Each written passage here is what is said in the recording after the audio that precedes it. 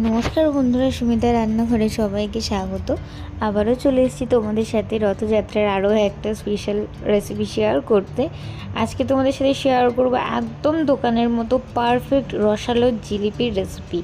একদম বাইরেটা থাকবে একদম মুচমুচে আর ভেতরটা থাকবে একদম রসে ভরা।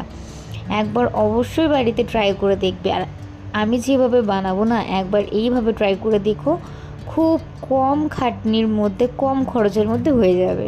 দেখো, আমি 1 কাপ ময়দা নিয়েছি। ময়দার উপরে আমি হাফ চামচ মানে ছোটো চামচের 1 চামচ মতো ঘি নিয়ে মাখিয়ে নিয়েছি ময়দার সাথে।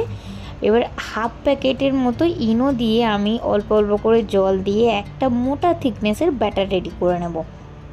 একদম ইনস্ট্যান্ট হয়ে যাবে, মানে রাখারাখির কোনো ঝামেলা ছাড়াই তোমার এই জিলিপিটা রেডি হয়ে যাবে।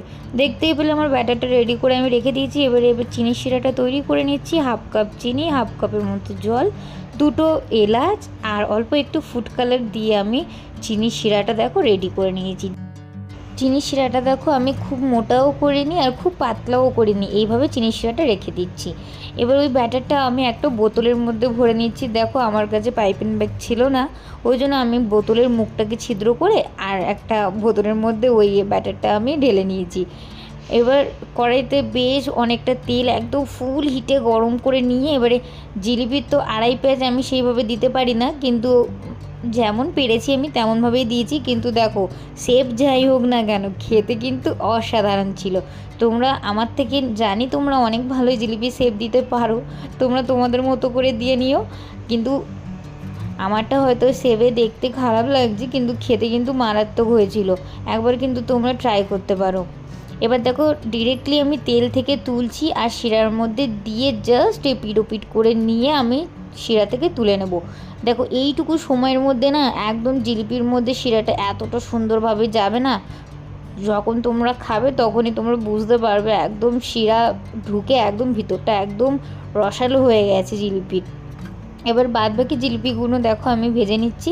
জিলিপিগুলো দেখেই তোমরা বুঝতে পারছো, জিলিপিগুলো দেওয়ার সাথে সাথে তেলে দেওয়ার সাথে সাথে একদম উপরে ভেসে উঠছে। আর জিলিপিটা তো ভাজার পরে দেখলেই একদম দেখেই বোঝা যাচ্ছে কতটা ক্রিসপি হয়েছে আর ভিতরটা কতটা রসালো হয়েছে। বিশ্বাস করো, আমার মতোভাবে একবার বাড়িতে ট্রাই করে দেখো, খেতে না অসাধারণ লাগবে।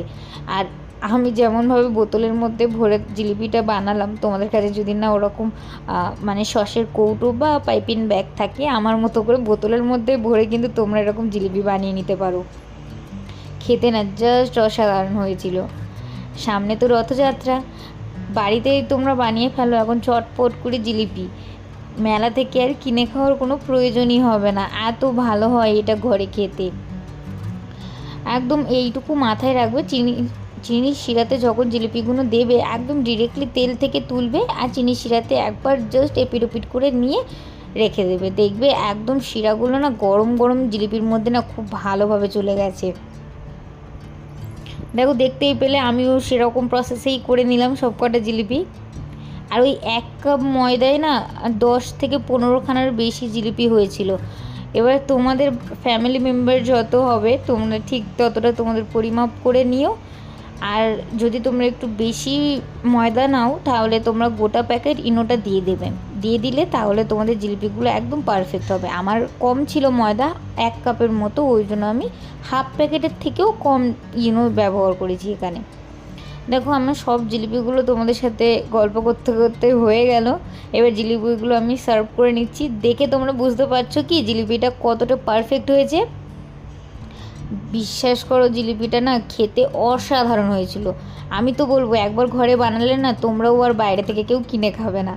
আমার এই ভিডিওটি যদি ভালো লাগে তাহলে অবশ্যই like, comment, share and subscribe করতে ভুলো না। আবারও দেখা হবে নতুন কোনো ভিডিওর সাথে। ততক্ষণ সবাই সুস্থ থাকবেন, ভালো থাকবেন। ধন্যবাদ।